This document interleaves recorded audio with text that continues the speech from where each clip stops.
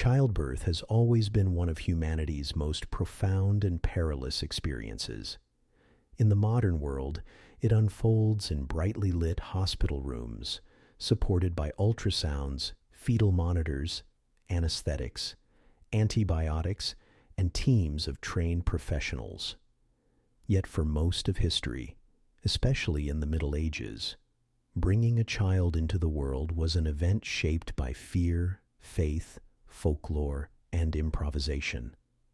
Medieval obstetrics existed in a space where science, superstition, and spiritual belief overlapped seamlessly. There were no obstetricians in the modern sense, no standardized medical protocols, and little understanding of anatomy beyond what could be inferred through observation and ancient texts. Instead, childbirth was managed primarily by midwives, guided by tradition, oral knowledge, religious ritual, and a surprisingly rich body of practical experience. Some medieval obstetric advice seems strange, even alarming to modern eyes. Other recommendations, however, reveal an intuitive understanding of the body that still resonates today.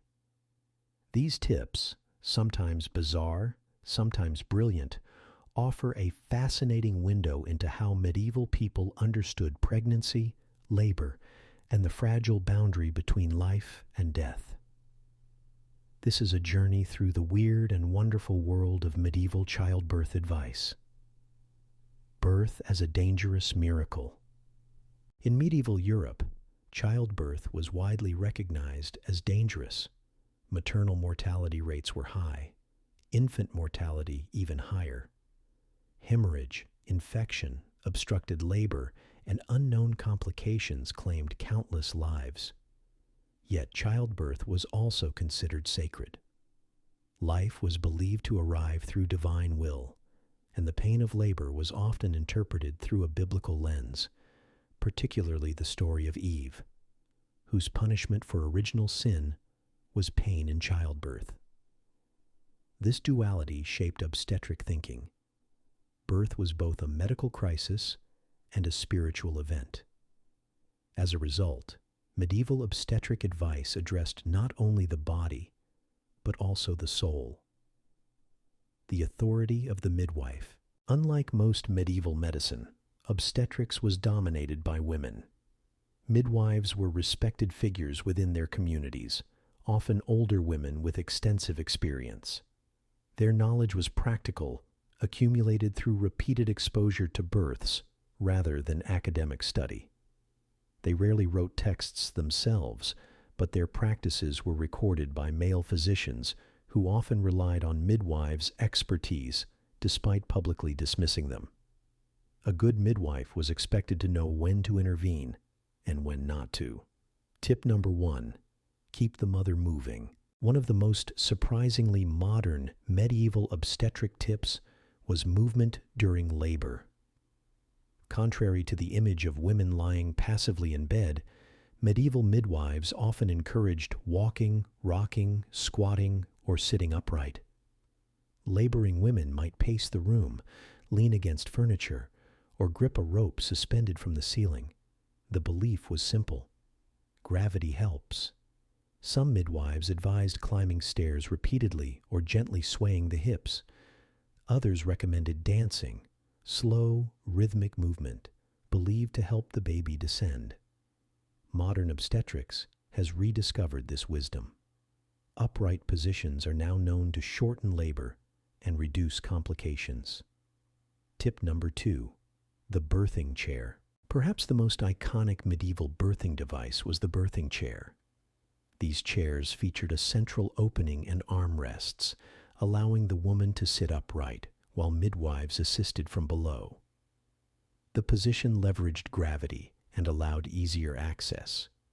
Birthing chairs were often ornately carved and passed down through generations. Some even included footrests or handles for gripping during contractions. This was not a fringe practice. It was mainstream obstetrics for centuries. Tip number 3, loosen everything. One of the strangest yet most symbolic medieval tips involved loosening knots. Midwives believed that anything tied or closed could impede labor. As a result, during childbirth, hair was unbound, belts were loosened, doors and windows were opened, knots were untied, drawers were pulled open. The logic was partly symbolic. Birth required openness, but also psychological. Creating a sense of openness and flow may have helped reduce anxiety. This ritual appears across multiple cultures, suggesting a shared human intuition about tension and release. Tip number 4. Speak kindly to the womb. Medieval texts often advised speaking gently to the unborn child. Midwives and mothers were encouraged to talk, sing, or pray aloud during labor. Some believed the baby could hear and respond, guiding it toward birth. Others believed soothing words calmed the womb itself. While the idea of addressing an organ may seem odd, modern science confirms that fetuses can hear sounds late in pregnancy, and maternal calm affects labor outcomes. Tip number 5. Amulets, charms, and holy objects. No medieval birth was complete without protective objects. Common items included relics of saints, written prayers tied around the belly, amulets engraved with symbols, pieces of coral or amber, biblical verses placed near the bed. Saint Margaret of Antioch, who was believed to have emerged unharmed from the belly of a dragon, was a particularly popular patron of childbirth. These objects offered no physical protection, but psychological comfort mattered deeply in a time of high risk. Tip number 6. Herbal help with mixed results. Medieval midwives relied heavily on herbs. Some were helpful, others were dangerous. Helpful herbs: raspberry leaf, believed to strengthen the uterus fennel, used to reduce pain and stimulate contractions. Chamomile, calming, mild pain relief. Risky herbs: pennyroyal, could stimulate labor but was toxic. Savin juniper, used dangerously to induce contractions. Rue, caused uterine spasms and poisoning. Dosing was imprecise and mistakes were common. Herbal knowledge was powerful but unforgiving. Tip number 7. Smells matter. More than you think, medieval medicine placed great importance on smell. Pleasant aromas were thought to attract the womb downward, while foul smells repelled it. Midwives might place fragrant herbs near the birth canal and unpleasant odors near the nose to guide the baby's movement. Though the mechanism was wrong, the idea that sensory environment affects labor is not entirely misguided. Calm surroundings reduce stress hormones that interfere with contractions. Tip number 8. Fear is the enemy. Medieval practitioners understood something crucial. Fear complicates labor. Midwives were advised to keep frightening people away, limit chaos, and maintain a calm atmosphere. Loud arguments, bad news, or emotional distress were believed to close the womb. This aligns with modern understanding of how stress hormones inhibit labor progression. Tip number 9. Prayer as pain management. Without anesthesia, prayer was a form of pain relief. Women recited familiar prayers rhythmically during contractions. Midwives guided breathing through chants and litanies. Repetition helped focus the mind and endure pain. In effect, prayer functioned similarly to modern breathing techniques. Tip number 10. Don't rush the birth. Despite the dangers, medieval midwives often emphasized patience. Intervening too early was believed to cause harm. Unless there were clear signs of distress, labor was allowed to progress naturally, even if it took days. This caution likely saved lives by avoiding unnecessary manipulation. When things went wrong, medieval obstetrics was not gentle when complications arose. Midwives used manual techniques to reposition babies. In extreme cases, destructive instruments were used to save the mother's life. Procedures traumatic for all involved. Caesarean sections were rarely performed on living women. They were usually post-mortem, to baptize or attempt to save the infant. The risks were understood. The decisions were devastating. The emotional world of medieval birth. Childbirth was communal. Women gathered around the laboring mother. Men were usually excluded.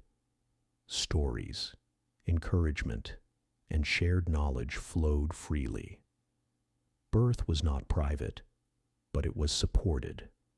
This social environment may have been one of the strongest protective factors medieval women had. What medieval midwives got right. Despite limited anatomy and dangerous conditions, medieval midwives understood the value of movement, the power of calm, the importance of emotional support, the dangers of unnecessary intervention. Their knowledge was experiential, not theoretical, but deeply human. What they got wrong. They lacked understanding of infection, hemorrhage control, and fetal physiology. Superstitions sometimes replaced life-saving interventions. Harmful herbs caused preventable deaths. Yet these mistakes were born of ignorance, not cruelty. A sleepy historian's reflection. Imagine a candlelit room. The air smells of herbs and wax. Women murmur prayers. A midwife offers steady hands and quiet confidence. There are no machines, no monitors, no guarantees, only experience, ritual, and hope.